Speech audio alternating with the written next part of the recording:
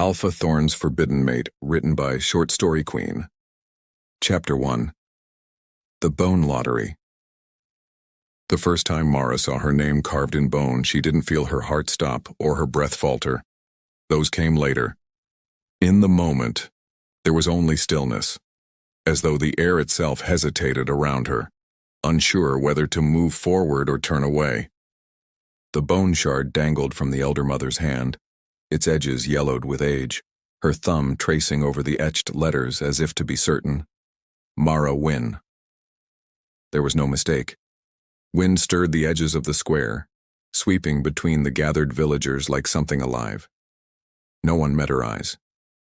The silence stretched longer than it should have, longer than any other year. It was not supposed to be her. She wasn't the eldest or the most beautiful or even the one with the strongest wolf blood. But fate, or tradition, or something older than either, had reached out its claw and wrapped it around her name. She didn't cry. Her mother did, but Mara stood still, letting the ash-colored ceremonial robes be draped over her shoulders without protest. The elders didn't speak to her. No one explained what to expect beyond the path. They never did. The bone lottery happened every 5 years. One name, one girl, sent up the mountain to become the Luna of the Wulfric Pack. There had been stories once, told in whispers and rhymes, about fierce love and wild passion, about a Luna who ruled beside her Alpha and bore strong pups beneath the silver moon. But that was before the mountain stopped giving anything back. The last 4 chosen brides had vanished into snow and shadow, and not one had returned. Their names were spoken less and less until even the villagers who remembered them pretended they never existed. That night the villagers gathered in the frost-bound square and sang the old songs with cracked voices, lighting the bonfires in the 4 directions as custom required. Mara stood at the center, silent, her wrists bound in pale sinew cord, a bone cage circlet locked around her throat. It was too heavy for her frame, carved with ancient symbols, the inner edge rough enough to cut if she shifted wrong. They placed it on every bride. It was meant to keep the beast in until the Alpha claimed her. When dawn broke, 2 mountain wolves arrived. They didn't speak, didn't shift, just flanked her on either side as she began the climb into the mist. The path up Wulfric Mountain was older than memory. Each footstep sank into black soil laced with frost. The forest grew stranger with each mile, trees warped by wind, trunks split open like mouths mid-scream, moss that smelled faintly of iron. Mara did not ask how much farther. The wolves did not answer. Her wolf, Ilari, slumbered deep inside her chest, stirring only faintly, like a dream she couldn't quite remember. By the time they reached the fortress gates, her legs burned and her throat was raw from cold. The keep rose from the rock like it had been clawed out of the mountain itself, stone black as pitch, jagged and towering, windows like watchful eyes. She half expected the gates to creak open with drama, but instead, they simply yawned inward without sound. Something about that silence unnerved her more than any howl. He stood just inside the threshold, Alpha Kael Thorne. He did not speak. He did not move. His presence filled the space like a blade pressed flat to the skin, not yet cutting, but promising to. He was taller than she'd imagined, shoulders squared beneath a dark cloak that rippled slightly, with the cold wind swirling through the open gate. His eyes were the color of frozen ash, pale and unreadable, fixed on her with something between disinterest and calculation. Not hunger, not lust. Just study. Mara lowered her gaze first. It felt like the safest thing to do. The wolves peeled away. One of them shifted, an older male with scarred arms and a limp in his left leg, and gestured her forward. This way. Keep your head down. Don't touch the door frames. He didn't explain why. The fortress swallowed her whole. The halls were dim and smelled of snow, stone, and the faintest trace of old blood. The ceilings arched high overhead, painted with lunar cycles in faded silver, the walls draped with furs and carved bone relics. She was led past pack wolves, men and women who watched her with narrowed eyes and twitching nostrils. No one smiled. Her chamber was cold. Not in temperature. There was fire, a thick mattress of down, a basin of steaming water, but in spirit. The walls seemed to breathe with old memory, and every surface held something carved, etched, or bound with runes. A wolf skull sat atop the mantel. She didn't ask whose. They left her there without ceremony. The door shut with a click and she was alone. Time passed. She couldn't say how much. No one came. No food, no instructions, no Kael. The bone cage itched at her throat, heavier now that she wasn't walking. She tried to sleep, but the mattress cradled her too gently. The fire cracked too softly and her thoughts would not still. When the door creaked open again, it was not Kael but the healer, an older woman with 2 missing fingers and eyes like tree bark. "Eat," the woman said, dropping a tray beside the fire. "Don't try to run. And don't cry. He hates crying." "I'm not crying," Mara said, voice dry. The woman looked at her for a long beat. "That'll change." She left. The meal was cold stew and rough bread, but Mara ate. There was no point in refusing it. Hunger wouldn't set her free. Night settled deep. The fire sank to embers. She lay still, listening to the wind drag itself across the stone walls like claws searching for purchase. Her eyes refused to close. Then, somewhere near the edge of sleep, she heard it. Not footsteps, not voices. Scratching. Soft at first, then sharp. Claws across stone, long and deliberate. It came from the hall outside her chamber, and it did not hurry. She rose quietly, her bare feet pressing into the cold floor as she crept to the door. There were marks, fresh ones, scraped into the wood. Not a message, not a warning, just a sign. You are seen, and then nothing, no movement, no sound, only silence. And the weight of a presence that had not yet introduced itself. Mara returned to the bed, pulse steady but breath shallow, and drew the furs tight around her. The fire guttered lower. Her fingers brushed the edge of the bone cage collar, and for the first time since her name had been drawn, she allowed herself to ask the question she hadn't dared voice. What if she wasn't meant to survive the wedding night, and more terrifying still, what if Kael Thorne wasn't her captor but her shield? Chapter 2.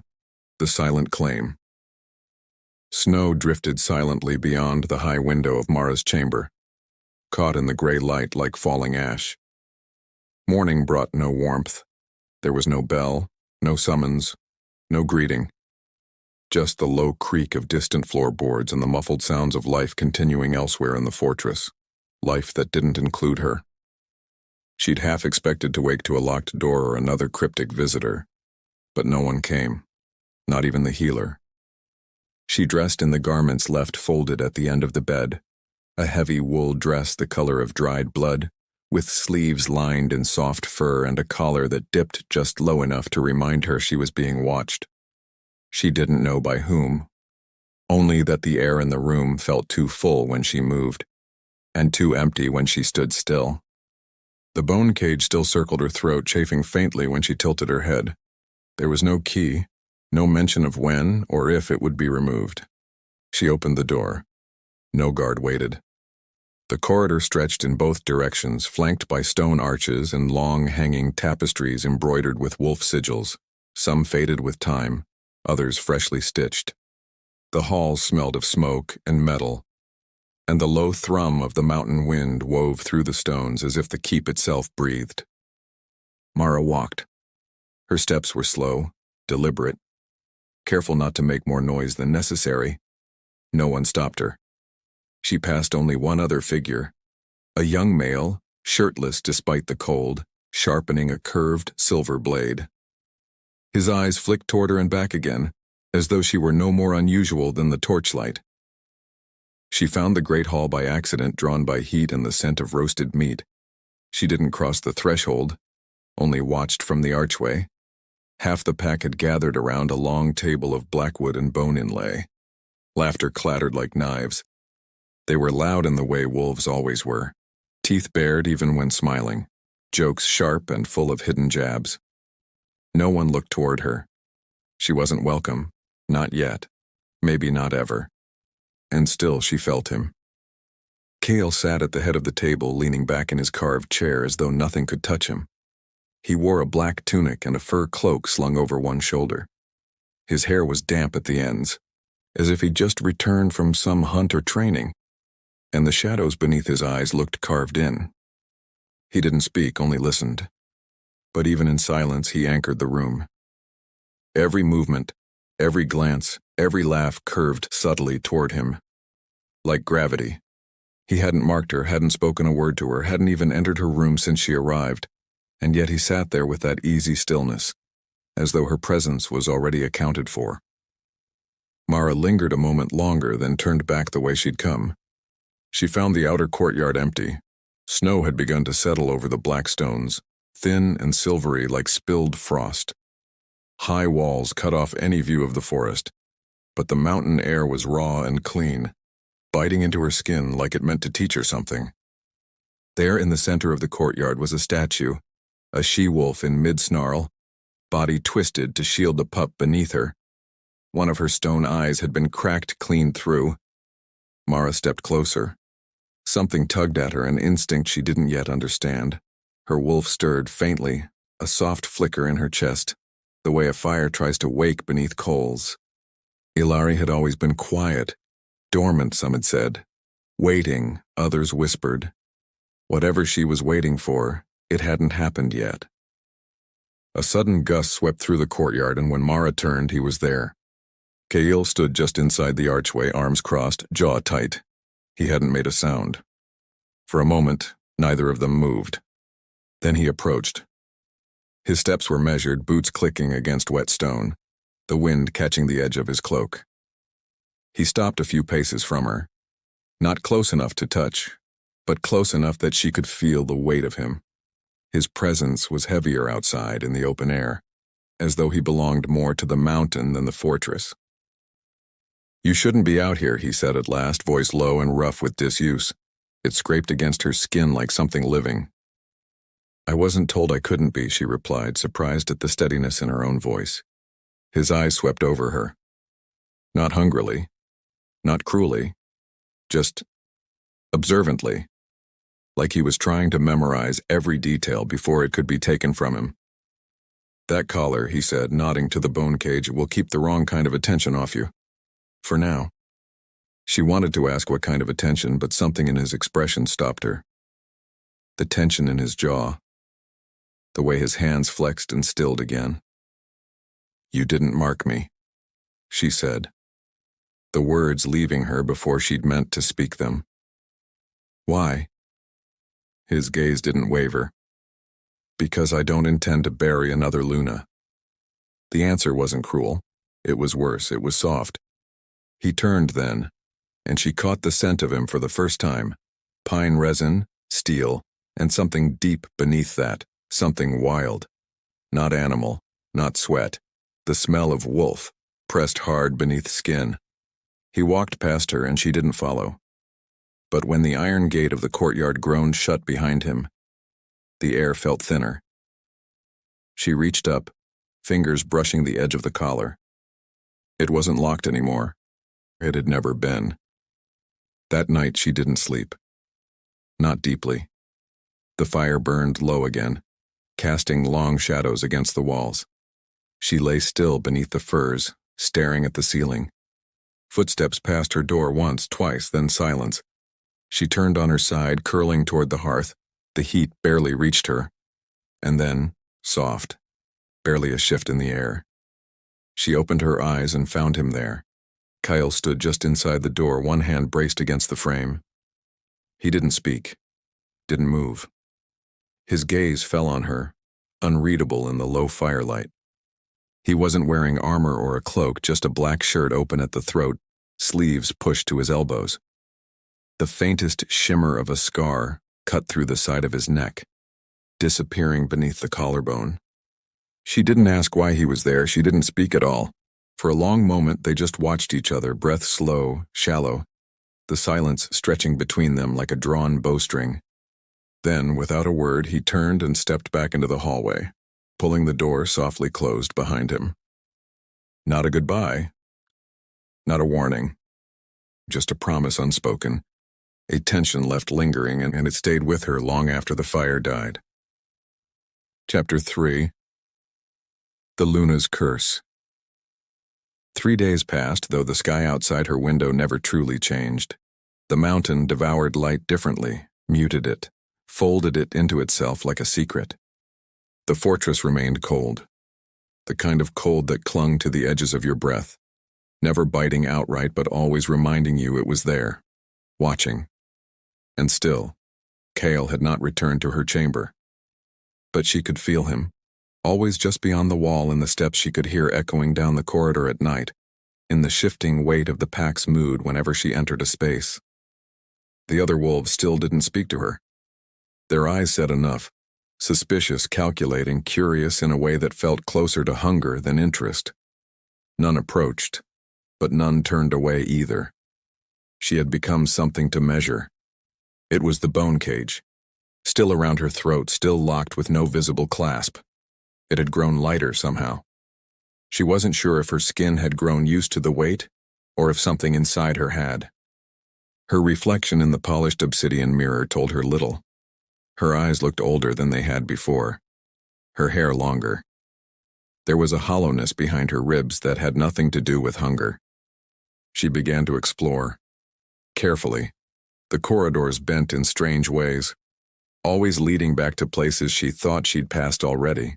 The keep was a living thing, an old one, bone-settled and stubborn. The lower halls were darker and the air carried a damp mineral smell. In those places, the silence grew thicker. She avoided them after the second time she found herself walking in circles with no exit. The upper floor, however, held secrets. She discovered the abandoned wing by following a draft, a stone wall that looked solid but gave beneath her touch, revealing a narrow stair that spiraled up. At the top, a long hallway, its tapestries draped in dust, its door handles crusted with time. She shouldn't have entered.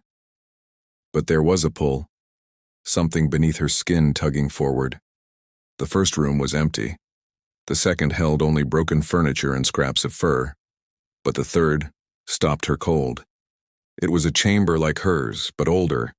The hearth had crumbled and the bed sagged in the middle, but the bones of comfort remained. And strewn across the vanity were remnants. A comb with a few long white gold strands still tangled in the teeth. A dried flower tucked behind a cracked glass bottle. A scrap of cloth torn from a ceremonial robe identical to hers. She stepped deeper, boots sinking into dust. The air held a faint sweetness, something spoiled beneath it. Not rot. Memory. There were claw marks on the far wall. Not many, just 4 shallow gouges as though someone had raked their nails down in desperation. Her gaze followed them to the floor, and there she saw it. A single bone shard, carved with a name. Scylla. She didn't touch it. Her stomach tightened, breath shallow. More chambers followed. Each one slightly different, each marked by something left behind. A necklace. A piece of leather armor. A bloodstain dried too deep into the stone to scrub out. There had been others, other brides, other Lunas. She returned to her room in silence. That night she lay awake beneath the furs, the fire casting long, pulsing shadows across the ceiling.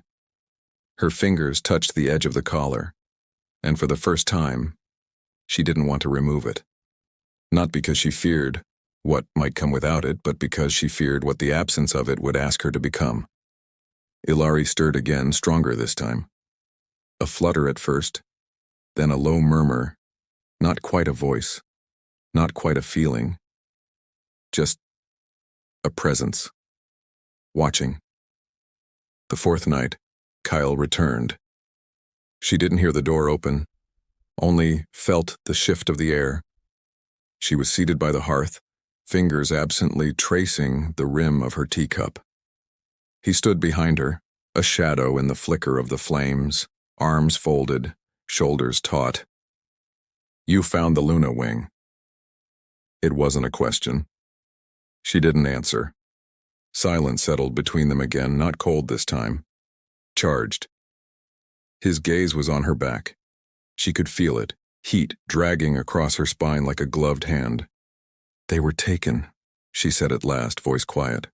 "All of them." His jaw tensed. The sound was subtle, the crack of teeth catching. "Yes." "By what?" He didn't answer immediately. When he did, it was with a softness that made the words worse.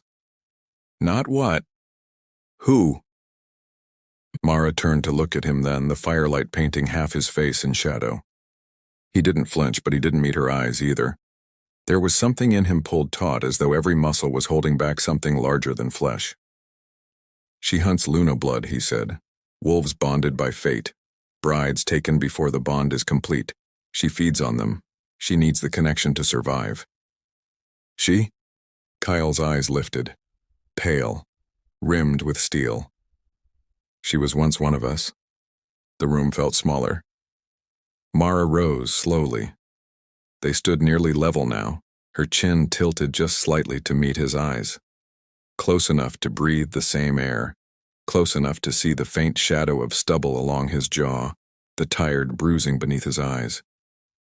"You think you're protecting me," she said. "No. I know I am." Her fingers drifted toward the collar, not to remove it, just to feel its edges.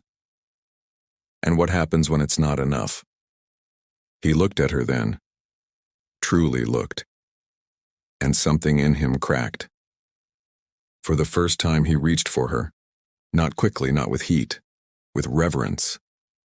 His hand rose, hovered for a breath at her jawline, then barely touched her cheek with the backs of his fingers. It wasn't enough to be called a caress, but it silenced her, froze her, lit something sharp and trembling in her chest that she didn't yet understand. His thumb brushed her skin, tentative, like he was waiting to be burned. "You don't know what the bond would do to us," he murmured. "And I don't know what I'd become if I lost you after." Her breath caught, not because of the words, but the way he said them, as though they had already happened. Then he pulled away, the contact breaking like a thread cut at both ends. He turned, cloak sweeping behind him, and crossed the chamber without a word. The door opened and closed with barely a sound, but the warmth of his touch remained, lingering like a phantom kiss across her skin. And this time, when she lay beneath the furs, the silence did not feel empty. It felt like anticipation. Chapter 4. Beneath the Mountain. Mara woke before the fire, her body curled beneath the heavy furs. The warmth faded into the bones of the mattress. The air held the bite of early frost, the kind that sank through the fabric and whispered along her spine. Her dreams had left her breathless, half-formed shapes and shadows that melted the moment her eyes opened, but his hand had been in them. That touch, that single, breath-thin moment of skin against skin, lingered more vividly than the rest. She dressed slowly, aware of every movement. Her fingers lingered at the edge of the collar, tracing the carved ridges. It no longer chafed, it anchored. There was no sound beyond the low creak of the stone, and the wind curling past the window, but something in her blood stirred. Ilari was near the surface now, not speaking, not urging, but watching with quiet hunger. The wolf inside her had begun to scent him. Longing curled low in her belly, not sharp, not impatient, just present, waiting. The corridor outside was empty. The keep felt different today, restless. She walked with care, listening for footfalls, for voices, but none came. Down one level, then another. The lower halls yawned before her like open mouths, cold stone and black sconces and distant echoes of forgotten things. The walls here bore no tapestries, no decorations, only claw marks and chains that hadn't yet rusted. She passed one door left ajar, a training chamber, its floor covered in scuffed fur mats, and a rack of weapons standing sentinel along the far wall. A single blade had been pulled free, its place still marked by a dustless outline. She didn't need to guess who had taken it. The stairs at the end of the hall led down again, narrower this time, carved into the living mountain itself. Moisture slicked the stones beneath her boots. The air grew damper, heavier. Somewhere far below, she heard the soft trickle of water. Or blood. The mountain made no promises. At the base of the stairs, the passage opened into a vast cavern hollowed out by time and claw. The walls shimmered faintly with silver-veined stone, and the ceiling arched into darkness. She stepped forward, slow, steady, the air thick with old magic. Kael stood alone in the center of the space, his back to her. He had removed his cloak and shirt, his torso bare beneath the cold. His skin bore the marks of long battles, silvered scars etched across muscle, one wrapping over his shoulder like a broken wing. He held the blade in one hand, not in practice but in stillness, as though listening to something only he could hear. She didn't speak. The moment didn't ask for words, but he turned as if summoned by thought alone. Their eyes met. The silence between them no longer felt cold. It pulsed. She watched the way his chest rose, the slight flicker in his jaw, the way his eyes darkened as they dropped to the curve of her throat. "You shouldn't be here," he said, voice quieter than before. "I wanted to understand." He didn't ask what she meant. He only set the blade down beside him and stepped toward her. His body moved like shadow, fluid, slow, heavy with restraint. Every step closed the distance not just between their bodies, but between every word they hadn't said, every night left unspoken. She reached up and touched the collar again, not to remove it, just to remind herself it was still there. He saw. Without a word, he closed the last of the space between them, and his hand lifted, not to grab, not to claim, but to reach. His fingers brushed the edge of the collar, rough knuckles ghosting her skin. His touch was warm despite the cold grounding. He didn't take it off, he didn't tighten it either. His eyes lifted to hers, and the look that passed between them wasn't soft. It was carved from something deeper, a need restrained so tightly it had become reverent. "I can't mark you," he said. "Not yet." "Because of her," Mara whispered. His gaze didn't waver. "Because of me." For a moment she didn't breathe. Then slowly, deliberately, she lifted her hand and placed it over his chest, above the faint white scar that crossed his heart. His skin twitched beneath her palm, a ripple of reaction he didn't try to hide. "You still think I'll break," she said. "I know I will." Her fingers curled slightly, anchoring. His breath caught. That sound, quiet, involuntary, struck something low inside her, something electric and ancient. She felt Ilari shift inside her, a slow rising heat just beneath her skin. It was not rage. It was not fear. It was need. The air between them charged again, his body heat licking across her through the thin space left untouched. His hand slid from her collar to her shoulder, barely pressing. The weight of it was more intimate than anything else, because it held back. He could have pulled her in. He didn't. She stepped closer. Her cheek grazed his jaw, breath mingling with his, the scent of him wrapping around her like smoke, wolf and wind and the faintest iron edge of restraint. He didn't move. He let her linger, let her scent him, let her feel every tight muscle of his control straining to hold the line. And she knew then. He wasn't waiting for the curse to lift, and he was waiting to be ruined. The breath he let out was a shudder. Not weakness. Containment.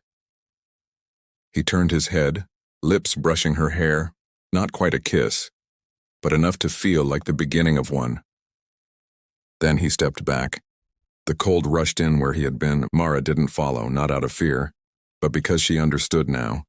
He was not going to be the one to cross the line first. Not until the danger was gone. Not until the bond wouldn't kill her. And that meant she would have to be the one to undo him. She left the cavern in silence, the weight of his breath still curled around her neck like a second collar. And behind her, Kael remained where he stood, unmoving, the blade at his feet untouched, his fists closed tight at his sides, like a wolf holding its howl inside its chest. Chapter 5. The Creature That Hunts. Snow had fallen again overnight, thick and silent, and by morning, the fortress looked like it had been buried beneath silk. Mara woke to the hush of it pressing against the high windows, pale light spilling across the stone floor like spilled milk. She didn't rise immediately. Her body had grown used to the mountain's rhythm, waking not to warmth, but to watchfulness. Each morning brought the same weight.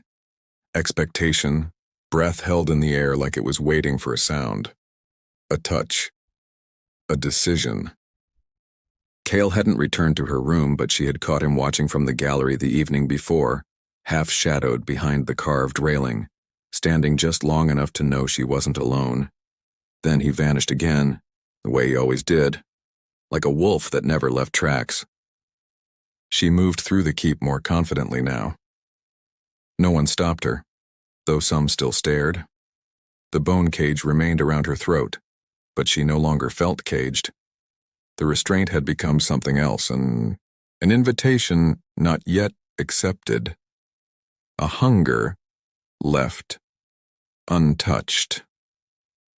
The day passed slowly. The sky never shifted. Wolves came and went, some passing her in the corridors with flickers of curiosity, others ignoring her completely. She asked no questions. She didn't need to.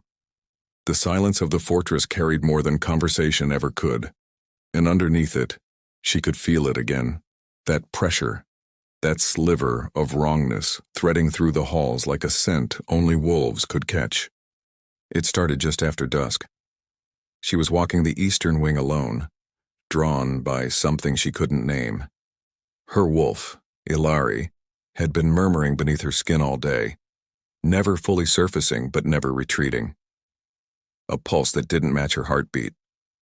A scent she couldn't name.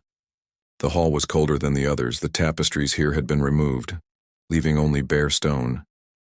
Candles flickered lower, struggling against a draft that came from nowhere. And then, there it was. The sound, not footsteps, not voices, scraping. Slow, deliberate like claws dragged across stone. She stopped breathing. It didn't come from ahead or behind, but from the wall itself, as though something moved behind it, just on the other side. Her pulse ticked in her throat, not fast, not panicked, measured. Ready. Ilari rose inside her like smoke, whispering through her veins with a low, growling instinct. Not one of us. Mara stepped back, but the wall trembled slightly, a vibration so faint it might have been imagined. Then, the stone to her left let out a soft, hollow thud, like something testing its weight. She ran. Not with terror, just with precision. Her feet silent against the stone, cloak pulled close, heart pounding steady. She didn't cry out. She didn't look back. She didn't need to. Whatever hunted her didn't care for witnesses. She turned sharply at the junction, down the north hall toward the inner courtyard, and the doors burst open before she reached them. Kael appeared without warning, cloak flung back, a silver-bladed spear in one hand, his face carved in stone. He didn't speak. His eyes flicked once to her, once over her shoulder, and then he moved. Mara turned, breath still caught in her chest, and saw it. The creature did not walk. It slithered. Long limbs moved in ways joints weren't meant to bend, its form gaunt and stretched, cloaked in scraps of black hide and bone charms. It wore a face, but not its own. A wolf skull, cracked down one side, eye sockets hollow but watching. Hair hung like torn silk from its scalp, floating as if underwater. It made no sound. Kael moved between them without hesitation. The blade in his hand caught the last of the light, gleaming with something darker than steel. The creature paused, head tilting sharply, as if studying him. Then it hissed, not with breath but with something deeper, a sound scraped from memory. Kael didn't shift. He lunged, striking fast, faster than she'd seen any wolf move, the blade sweeping upward. The creature twisted, fluid and impossible, and the spear only grazed its shoulder. Smoke hissed from the wound. It didn't bleed. The two collided again, a blur of movement too fast for human eyes. Kael struck with strength honed over decades, his body taut with fury. But he never shifted. He fought like a man who couldn't afford to lose control. Mara stood frozen in the archway, her hands clenched at her sides, breath ragged. Her wolf howled inside her now, full and furious. Not in fear, but in recognition. This thing had fed on her kind, had tasted Luna blood, had worn it. The creature turned toward her once, just once, during the fight. Its gaze pinned her where she stood. Beneath the bone mask, something shimmered, a suggestion of eyes, pale and hollow. Then it vanished into smoke, sucked backward into shadow, leaving a scorch mark in the stone. Kael didn't lower the blade. His chest rose and fell, the sheen of sweat across his skin catching firelight. He turned to her. Mara took one step forward before her knees buckled slightly. He caught her without a word, one arm sweeping around her waist, anchoring her against him. She felt the tremble in his body. Not weakness, not exhaustion, but tension. Every inch of him was coiled. His hand didn't grip her tightly, but she could feel the effort it took to hold her gently. Her cheek pressed to his bare collarbone, and the scent of him hit her all at once. Wolf, steel, mountain air, and something beneath it all that was raw and unguarded. "You're not supposed to be here," he said, voice low against her temple. "You didn't shift," she whispered. He didn't answer. Instead, he reached up and unlocked the bone cage from her throat. It clattered softly to the floor. The cold struck her skin like a breath of ice, but the absence of it was freeing, vulnerable. Kael's hand lingered at her nape, fingers brushing over skin now exposed. The gesture wasn't possessive. It was reverent. His thumb traced her pulse, and she felt his own quicken in response. He didn't kiss her, but the air between them did, and when he pulled back only slightly, his eyes searched hers like they were looking for the first sign of breakage. "I will not mark you," he said again, quieter. "Not until I know I can keep you alive." She didn't argue. Because in that moment she understood. The creature wasn't just hunting Lunas, and it was waiting for Kael to fall in love. Chapter 6. Bound in Silence. The collar was gone, but its absence left behind a phantom weight. Mara could still feel the ring of it as she stood before the hearth in her chamber, shoulders bare, skin prickled by cool air, where the bone had pressed for days. She hadn't slept since the attack. Not fully. The memory of the creature's hollow stare lingered behind her eyes, its scent still coiled somewhere in her lungs like smoke that wouldn't leave. But it wasn't fear that kept her awake, it was him. Kael had stayed only long enough to be sure she could stand, then vanished once more into the mountain. No explanation, no warning, just the ghost of his touch and the sound of the collar striking stone. It echoed in her mind like a ritual complete. She didn't feel safer without it. She moved to the mirror, tracing the place where the collar had rested. No marks, no bruises, just bare skin. Vulnerable. Exposed. The fire behind her cast light across her shoulders, dancing along the slight tremble in her fingers as she tucked her hair away from her neck. He hadn't marked her, but she knew now. He wanted to, and she wanted him to. The ache had grown slow and steady, curling up from her bones to the space just behind her ribs. It wasn't just desire, it was gravity. She found herself listening for his footsteps, watching doorways, straining to catch the edge of his scent when she passed the halls he favored. Her wolf was restless now, no longer quiet. Ilari paced behind her eyes, not speaking, but ever alert, as though waiting for a signal Mara didn't yet know how to give. She spent the next morning in the quiet wing of the keep, a corner Kael rarely used. Light poured through stained glass windows, washing the stone in deep reds and golds. Dust caught in the beams like drifting threads. She sat on the bench beneath the last window, hands in her lap, and tried to breathe through the tension coiling low in her belly. The kind that had no release. The door opened behind her hours later with the soft groan of old hinges. She didn't turn. She didn't need to. His presence reached her before his steps did. Kael entered the room without armor. His tunic was loose, dark at the collar from snowmelt. His hair was damp again, falling in soft strands over his brow. There was something in the set of his shoulders that gave him away. A strain, subtle, but new, like something pulling him apart from the inside. He stopped a few feet behind her, not speaking. She felt the pause in his breath when he caught her scent. A beat passed, then another. "You shouldn't have come alone that night," he said quietly. Mara kept her gaze ahead. "You didn't stop me. I didn't see you until it was too late. You always see me." Silence met her words, not the kind that avoided, but the kind that admitted. The air between them held heat again, not like fire, but like breath against bare skin. Her fingers curled slightly in her lap. He stepped closer. "You don't know what happens when the bond is complete," he said, his voice rougher now, pulled taut. She turned her head slowly, just enough to meet his eyes. "Then tell me." Kyle looked at her like he was trying not to, as if every instinct in him was screaming to do the opposite. But still, he held the line. "It isn't a ceremony, it isn't a mark," he said. "It's surrender. The moment we give into it, we become one thing. There's no separating afterward, no half measures. It's permanent." "And dangerous?" His jaw shifted. "For you?" "Yes." The words should have made her retreat. They didn't. Instead, she rose. She crossed the space between them slowly, her movements quiet, deliberate. She didn't reach for him. Not yet. But she stood close enough to feel the warmth of his body against hers, close enough to see the fine pulse in his neck, the faint tremor in his hands as he clenched them into fists.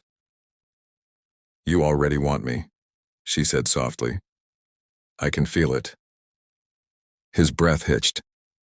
Mara leaned forward, her voice a whisper against his skin. "So why are you still pretending?" Kyle's hands lifted without conscious thought, one stopping inches from her waist, the other just beneath her chin. He didn't touch, but she felt the intention in every muscle. He could close the space. He could pull her in. The heat between them had sharpened now, not blazing but seething, coiled tight beneath the surface. Then he turned away.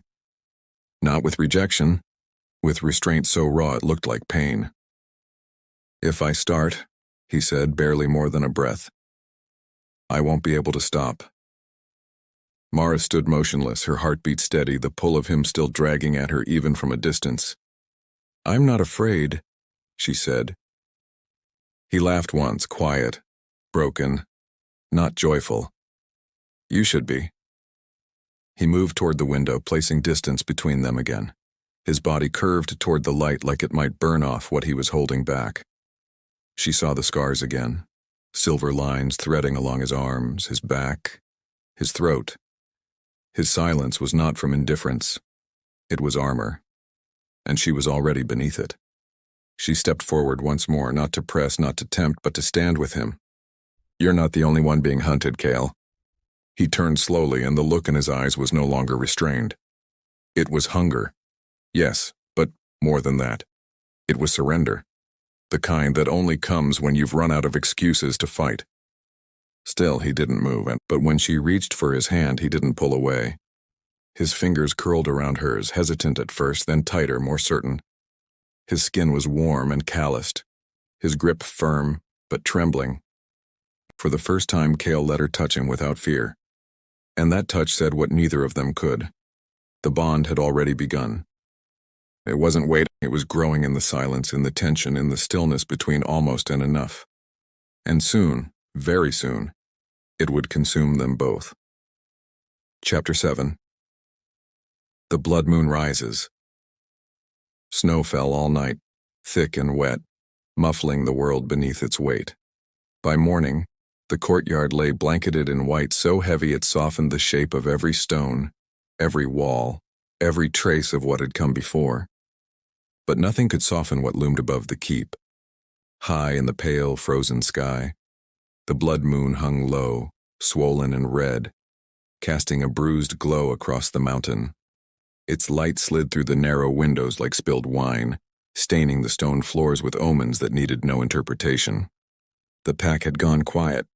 Not silent, wolves were never truly still, but quiet in the way predators are when something bigger than them enters the den. The usual thrum of laughter in the great hall had dulled. Boots scraped slower. Conversations ended when Mara passed. The wolves smelled the change. Something ancient stirred in the blood, and the keep bristled with it. She felt it too. Not fear, not even dread, just awareness. Every breath tasted sharper, every movement burned warmer. Her skin felt too thin. Her heartbeat drummed slower than it should. Ilari pulsed inside her, restless, awake now in a way Mara had never known her to be. Watchful, wild, coiled at the base of her spine as if waiting for the right second to break through. Mara knew what this night meant, and she dressed without instruction, choosing the darker tunic left at the end of her bed, one lined with soft fur at the collar and bound with silver stitching along the sleeves. Her hair she left down. Let them see her. Let them scent the change. Kael hadn't returned to her since the day in the windowed corridor. She hadn't seen him, not even from a distance, but she felt him more keenly now, his presence a constant pressure just beyond the wall of thought, like the air shifted slightly every time he passed through a space even when she wasn't in it. They were no longer separate. The bond was slow but steady, threading through her like a promise half-whispered.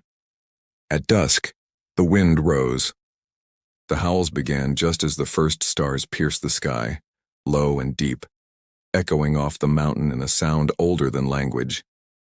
She stood at the high balcony above the courtyard and listened to them one by one, pack wolves calling out in answer to the blood moon, voices overlapping in a harmony that stirred her wolf more than anything else had.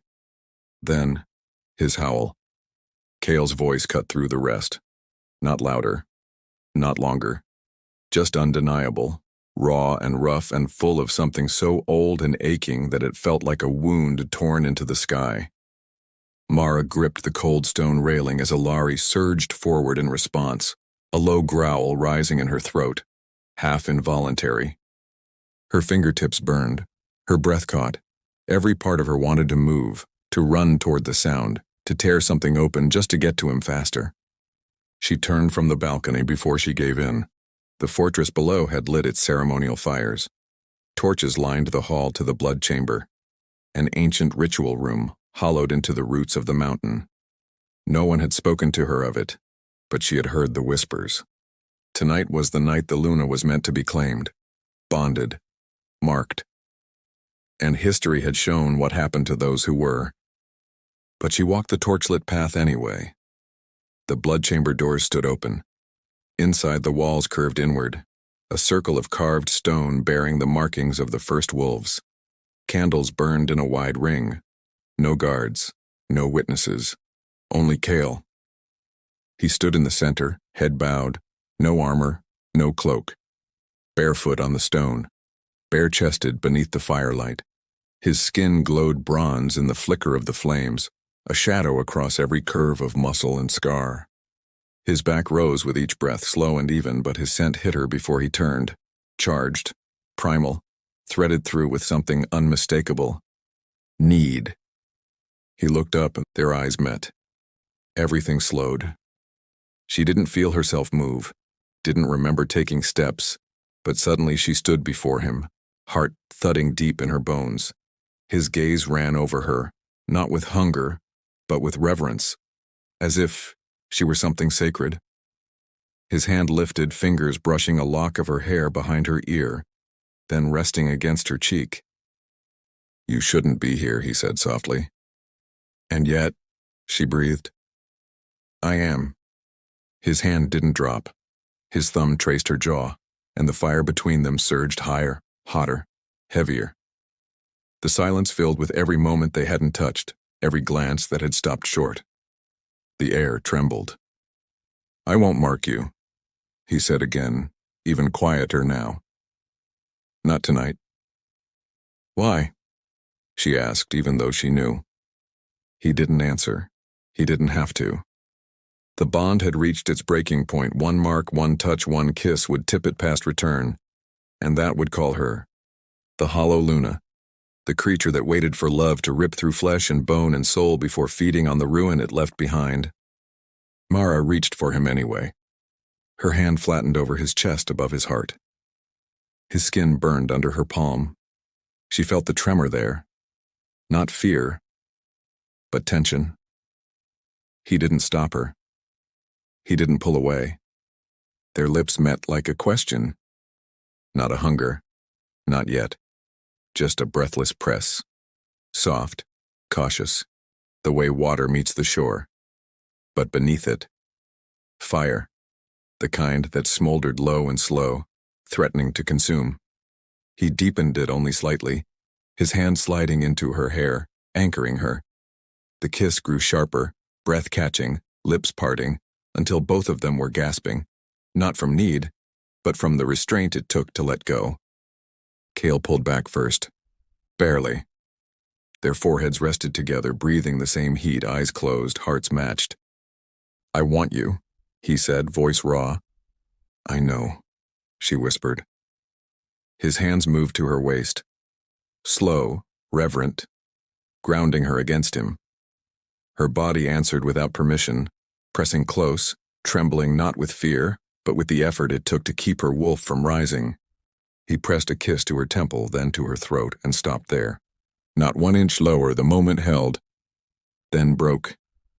He stepped back like it hurt, and she let him go, because they both knew.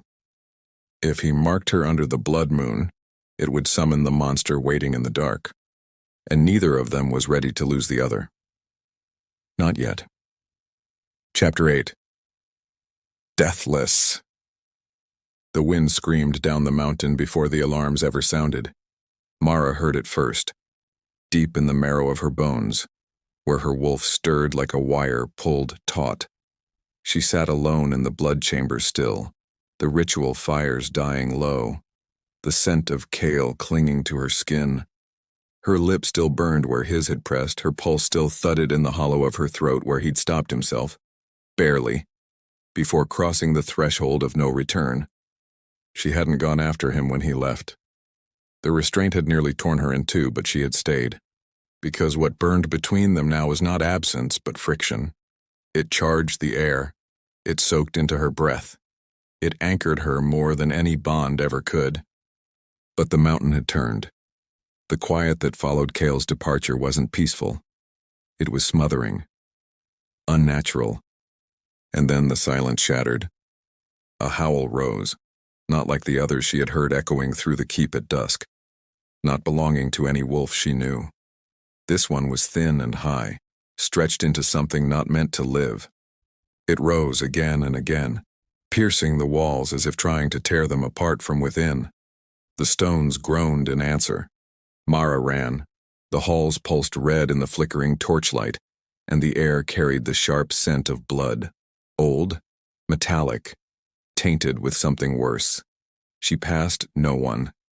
The fortress felt abandoned, hollowed out, as though the creature's cry had reached inside each wolf and stilled their breath. And then, Kael. She found him in the courtyard, his back to her, arms bare, spear already in hand, muscles tensed like a man waiting to be devoured. Snow whipped around him in torn spirals.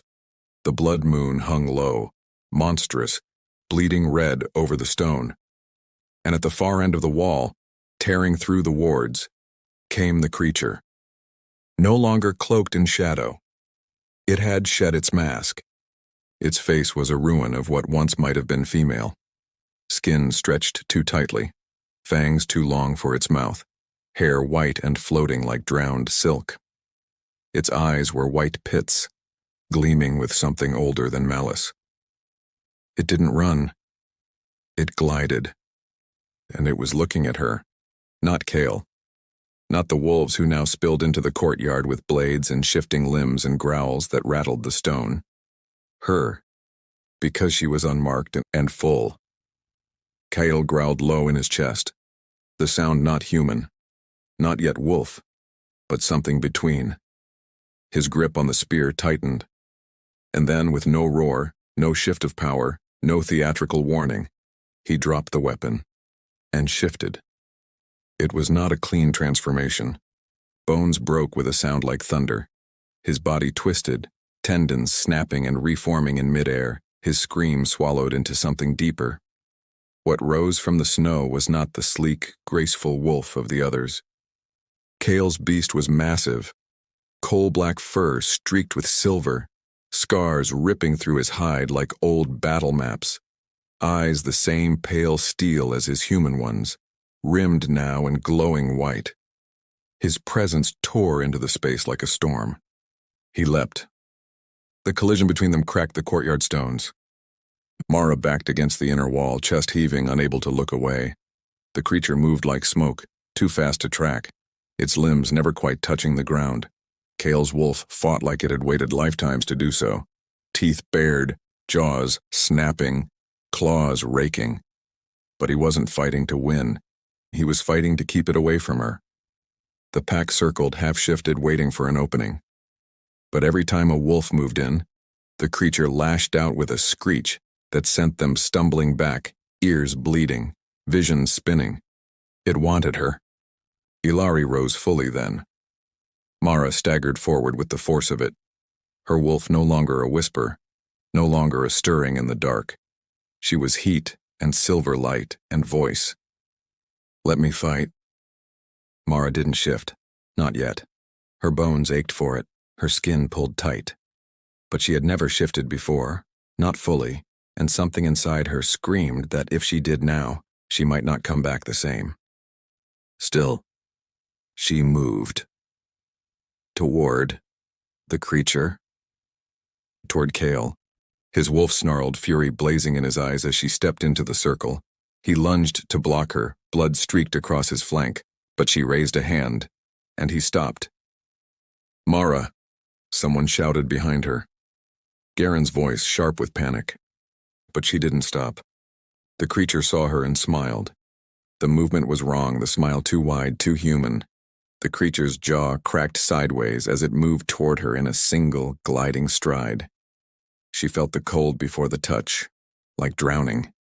It reached for her throat. And Ilari woke. Not with a shift, not with a growl, but with power. Mara screamed, not in pain, but in fury, and her hands ignited with silver flame. It wasn't fire. It didn't burn. It shimmered, light and heat and moon-forged rage, pulsing from her skin into the creature's bones as her palm met its chest. The creature screamed, this time in agony. Kael's wolf struck again, this time tearing deep. The creature reared back, smoke pouring from its wounds, and for the first time, it bled. Black, cold, endless. It shrieked once more and vanished into shadow, fleeing across the ice, vanishing through the outer gate with a sound like breaking glass. Silence fell again. Snow drifted in lazy spirals. Mara dropped to her knees. Kael shifted back slowly, bones cracking, skin steaming in the cold. He was bleeding, shoulder, ribs, back, but standing, alive. He didn't speak. He dropped beside her and gathered her into his arms. She collapsed into him without resistance, fingers gripping the curve of his spine, face pressed to the warmth of his throat. His skin was soaked in sweat and blood, but his scent was everything. Home.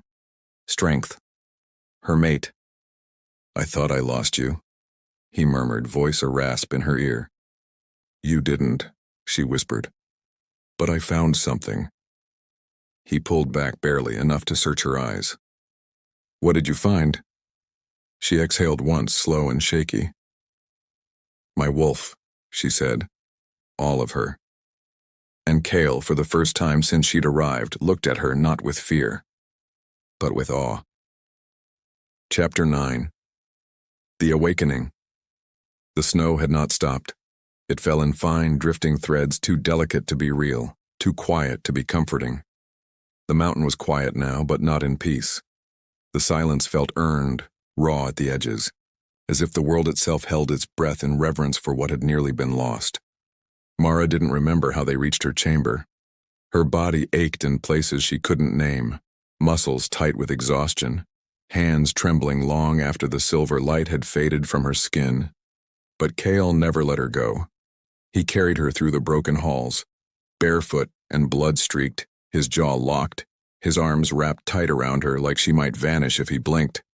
And for a long time after they reached her bed, neither of them spoke. He sat beside her, watching the fire, his back arched forward, forearms braced on his thighs. His bare skin bore new wounds, some already closing, others still raw, but he didn't seem to notice. His focus was on her. Always her. Mara lay still, draped in fur, her hair damp with snowmelt, her breath slow but steady. Her wolf hummed just beneath the surface, not restless now but alert, still lit with that strange power that had ignited her from the inside out. Ilari had not spoken since the courtyard, but her presence had rooted deep. She was no longer a whisper. She was real, solid, awake. And so was Mara. The pain she'd expected, fear, grief, horror, none of it came. What she felt instead was sharp, clear, like stepping through water and discovering she could breathe. Kael finally moved, his hand reaching for hers, not tentative this time. His fingers curled through hers, warm and grounding. She turned her head toward him and saw something in his face that hadn't been there before. Not restraint, not the constant tension of holding back, but wonder. Like he was seeing something he didn't know how to touch. "You didn't shift," he said softly, voice rough from too many swallowed howls. "I didn't need to," she replied, her voice low, steady. He looked down at their hands. His thumb brushed slowly over the back of hers. That small contact sent a wave of sensation through her chest. Not sharp, but heavy, like gravity realigning itself. "You channeled your wolf without shifting," he murmured. "That shouldn't be possible." "It wasn't," she said, meeting his eyes. "Not until now." He didn't ask what had changed. He already knew. Something had unlocked in the heat of the creature's approach, in the breath between life and death, between power and surrender. She hadn't simply found Ilari. They had fused. It hadn't required a shift because the wolf was no longer separate. She had become the thing her ancestors had only whispered about in stories too dangerous to tell aloud. Bloodline bonded, soul-bound to her wolf, unbreakable, the first to survive the creature's touch. Kael watched her like he didn't dare blink. There was heat in his eyes, but it was slow, simmering. Not lust, not yet. Something heavier. Need, threaded through with reverence. "You're not fragile," he said at last. "No." She whispered, "You're not like the others." Her fingers tightened in his. "Then stop treating me like I am." The silence that followed wasn't empty. It was filled with breath, heat, the low hum of the fire and the distant howl of wind clawing at the shutters. It was filled with restraint, fraying now, thread by thread. Kael turned fully toward her. One knee on the bed, one hand still tangled in hers. His other hand hovered beside her face, not touching, just feeling. The tension in him had changed. No longer the grip of fear, but the weight of inevitability. "I couldn't mark you before," he said quietly. "I thought if I did, it would kill you. That I'd call her to you. She came anyway." He nodded. "And you survived her." His hand touched her cheek then. Barely, softly. The pad of his thumb brushed the curve of her cheekbone, and her whole body responded, not with shivers, not with fluttering pulses, but with something deeper. A slow burn that started in her chest and pulled downward, heavy and certain. Kael leaned in, his breath grazing her jaw, not rushing, not claiming, just being there. Her fingers lifted, trailing along his shoulder, down his chest, tracing the line of one long white scar. She didn't flinch. She wanted every inch of him known, remembered, claimed in return. His lips brushed her throat. Not a kiss, a vow. Then he pulled back just enough to meet her gaze. His eyes glowed faintly in the firelight, the bond stirring between them like smoke caught in wind. It pulled at them, urging closer, closer still. She felt her pulse answering, her wolf stretching beneath her skin, pushing forward with a certainty that no longer asked permission. And Kael finally stopped fighting. He lowered his head and their mouths met again, not tentative this time, not trembling. It was slow, deep, consuming. His hand slid into her hair. Hers pressed flat to his chest. There was no rush, no frenzy, just heat, just breath, just the sound of everything inside them finally aligning. She felt it when the bond shifted. It wasn't a flash or a searing pain. It was a warmth that unfolded from deep in her spine and spread outward, curling around her ribs, sliding beneath her skin like light flooding into every dark corner. It was Kael, his essence, his soul, pouring into her not with force, but with surrender. And she gave herself in return, not completely, not yet, but enough to feel the fire catch. He drew back slowly, their foreheads resting together, his breath ragged, his hands gripping her hips with barely leashed restraint. "I still haven't marked you," he said, voice roughened into something feral. "I know," she murmured. "But you will?" His lips curved faintly, a smile, almost.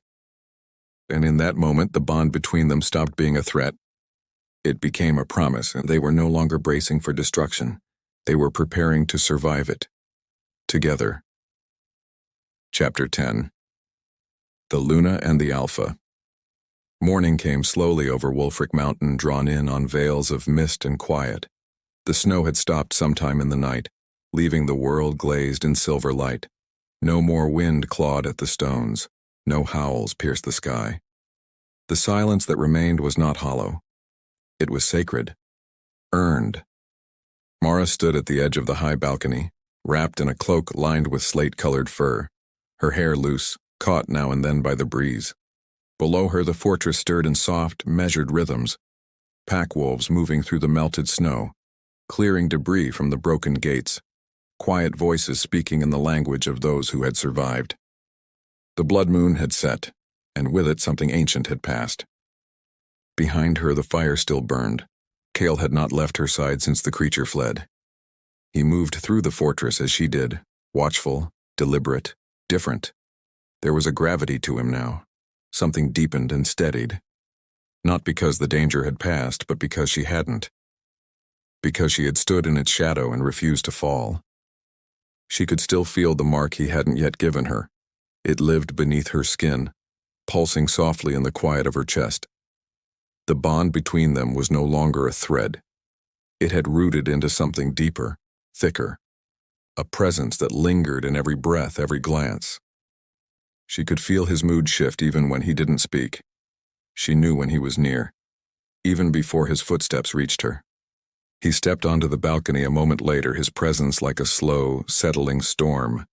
He wore no armor, no cloak, only the black tunic fitted to his shoulders and the shadows that always followed him. His hair was damp, curling slightly at the ends. His eyes, when they met hers, were clear. He came to stand beside her without a word, his fingers brushing hers as they rested on the stone rail. The contact was nothing, everything. They stood like that for a long time, saying nothing, watching the mountain stretch toward the horizon. "She won't come back," Mara said at last, her voice low. "No," Kael murmured. "She lost what fed her." Mara nodded.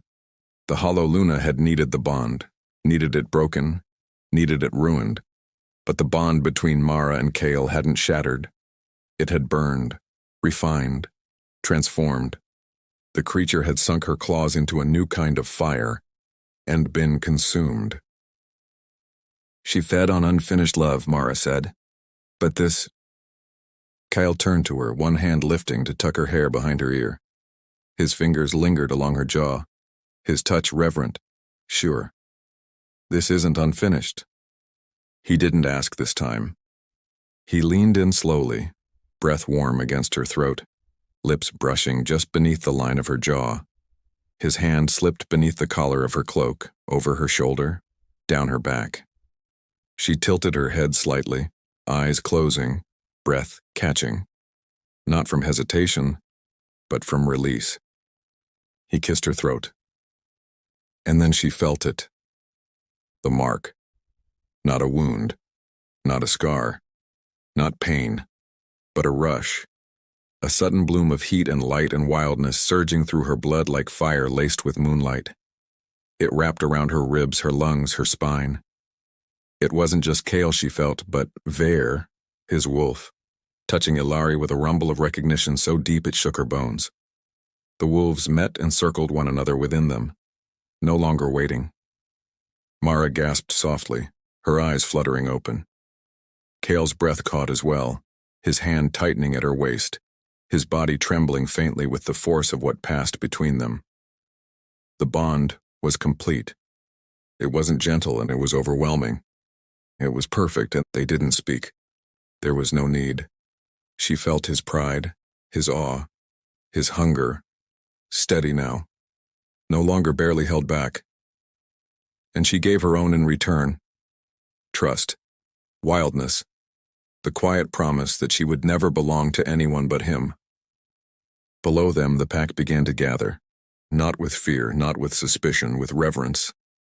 Kael turned to face them slowly, his hand still resting on the curve of her back.